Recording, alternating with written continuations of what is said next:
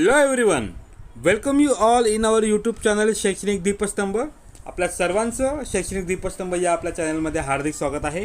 Today we are going to see the activity day 2 of bridge course 2022-23 for the subject English and standard 7. आजच्या या व्हिडिओमध्ये बाळांनो आपण bridge course 2022-23 ची day 2 ची ॲक्टिव्हिटी पाहणार आहोत. विषय इंग्लिश स्टँडर्ड 7. त्यामुळे प्लीज विद्यार्थ्यांनो व्हिडिओ शेवटपर्यंत पहा, मध्ये स्किप करू नका.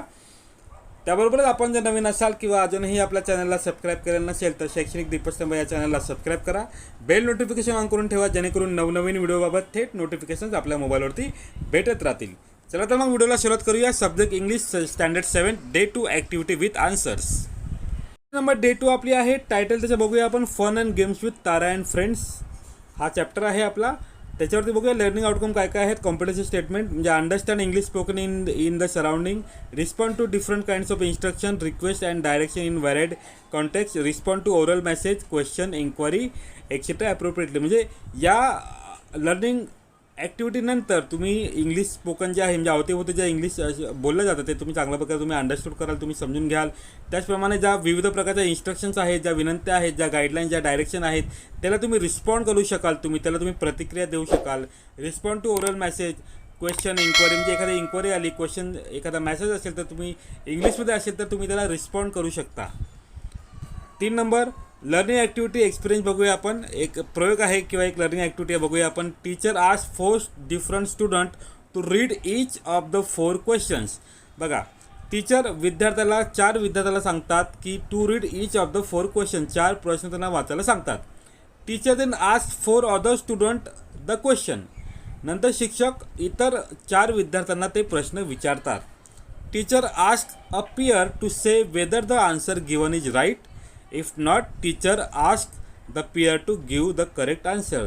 शिक्षक पियरला, पियर म्हणजे स्टुडंटला, शिक्षक टीचर जे आहे ते पियरला नंतर विचारतात की हे जे आन्सर आहे ते आन्सर राईट आहे की नाही. जर राईट नसेल तर राईट आन्सर द्या. अशा प्रकारे ते विद्यार्थ्याला विचारू शकतात. टीचर विचारणार आहेत.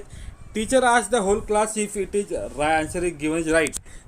ते जे 4 क्वेश्चन जे विचारलेले होते त्याच्यावर आन्सर जे दिलेलं आहे तर ते एका विद्यार्थ्यानं जे आन्सर दिलेलं आहे ते दिल्यानंतर टीचर अख्ख्या वर्गाला, होल क्लासला विचारलं की हे आन्सर बरोबर आहे की चूक आहे किंवा हे राईट आहे की नाही. In this manner the teacher gives 12 pupils the chance to speak individually and the class to speak in chorus. बघा, अशा प्रकारे शिक्षक जे आहे, टीचर जे ते 12 प्युपिल्सला, 12 स्टुडंटला इंडिव्हिज्युअली बोलण्याची संधी देतील आणि त्याचप्रमाणे क्लासला कोरसमध्ये बोलण्याची संधी उपलब्ध करून देणार आहेत या ॲक्टिव्हिटीच्या थ्रू. पुढे जाऊया आपण. सॉल्ड ॲक्टिव्हिटी बघूया. 4th question. Teacher ask the following questions. Teacher put up smileys for the 4 word. बघा, 4 वर्डसाठी त्यांनी स्माइली तिथे ठेवलेले आहेत, टीचरने ठेवतील. क्वेश्चन बघा इथे या ठिकाणी बघूया आपण. एक क्वेश्चन आहे, when do you feel happy, sad, angry और स्केर्ड. बघा, तुम्ही हॅप्पी कधी तुम्हाला वाटतं किंवा तुम्हाला सॅड कधी वाटतं, तुम्हाला अँग्री तुम्ही कधी वाटतं, स्केर्ड तुम्ही कधी होता. The teacher gives an example of the answers to the class. The student will understand the sentence format. तर बघा, when do you feel happy. आता I feel happy when I go to school. I feel happy when I go for picnic. I feel happy when I meet my friends. तर अशा प्रकारे तुम्ही इथे उत्तर लिहू शकता. इथे तुम्हाला दिलेलं आहे उत्तर, when do you feel happy. I feel happy when I dance in the rain. पुढे, when do you feel sad. तुम्ही दुःखी कधी होता रे भावांनो. तर I feel sad when someone is sick. जेव्हा कोणीतरी आजारी असतो तेव्हा I feel very sad. Third आहे, when do you feel angry. तुम्हाला राग कधी येतो. I feel angry when someone calls me fat. जेव्हा कोणी मला जाडा म्हणतं तेव्हा मला खूप राग येतो. I feel angry when someone teases मी.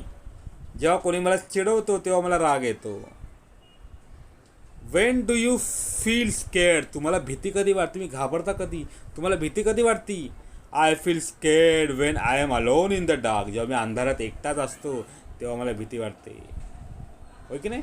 म्हणजे अशा प्रकारे हे जे सेंटेन्स आहेत तुम्हाला बनवायचे आहेत बाळांनो.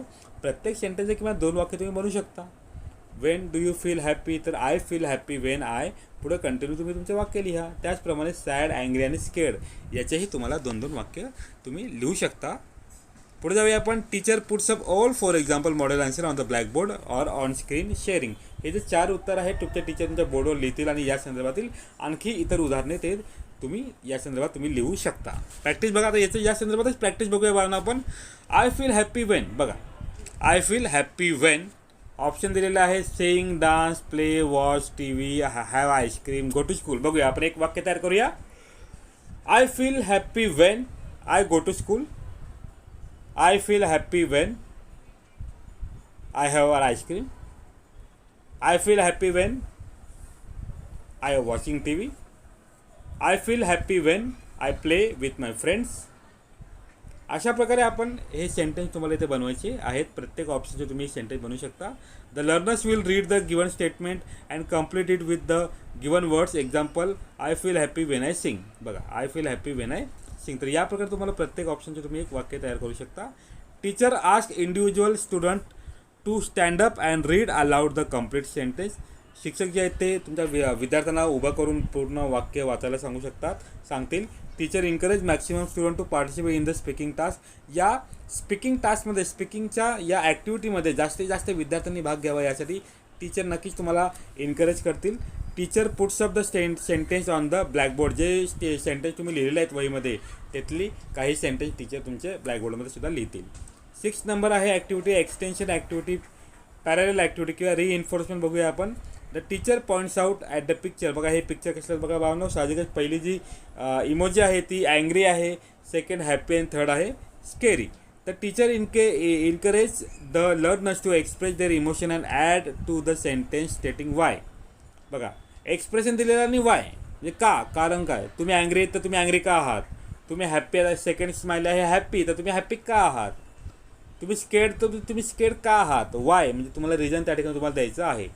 एक्झाम्पल बघा. First I get angry when someone calls me fat because I feel insulted. कारण मला इन्सल्ट फील होतो. Because I feel happy when I dance in the rain because I enjoy getting wet in the rain. कारण मला पावसामध्ये भिजायला खूप आवडतं. I am scared when I am alone in the dark because I am afraid of ghost. कारण मला भूतांची भीती वाटते. तर अशा प्रकारे तुम्हाला हे वाय ॲड करून तुम्हाला पुढे त्याचं रिझन तुम्हाला द्यावायचं आहे. ठीक आहे. तर बाळांनो अशा प्रकारे आपण ॲक्टिव्हिटी 2मध्ये कशाप्रकारे तुम्हाला ॲक्टिव्हिटी करायची आहे, कोणकोणत्या ॲक्टिव्हिटीज आहेत, लर्निंग आउटकम्स काय आहेत या संदर्भात आपण सविस्तर माहिती घेतलेली आहे. अपेक्षा करतो तुमच्या वर्गामध्ये ही चांगल्या प्रकारे ॲक्टिव्हिटी तुम्ही प्रॅक्टिकली कराल आणि यामध्ये तुम्ही जास्तीत जास्त तुम्ही सहभागी व्हाल अशी आम्ही अपेक्षा करतो. आणि आजची ॲक्टिव्हिटी तुम्हाला समजली असेल अशी अपेक्षा करत तुम्हाला जर हा व्हिडिओ आवडला असेल तर जास्तीत जास्त लाईक करा आणि शेअर करा. धन्यवाद. अपेक्षा करतो तुम्हाला आपला आजचा हा व्हिडिओ आवडला असेल. अशाच प्रकारचे शैक्षणिक विषयांवरती व्हिडिओज पाहण्यासाठी आजच आपल्या चॅनलला सबस्क्राईब करा. लवकरच एका नवीन व्हिडिओसह आपल्यासमोर येऊ. तुर्तास आपल्या सर्वांची रजा घेतो. धन्यवाद.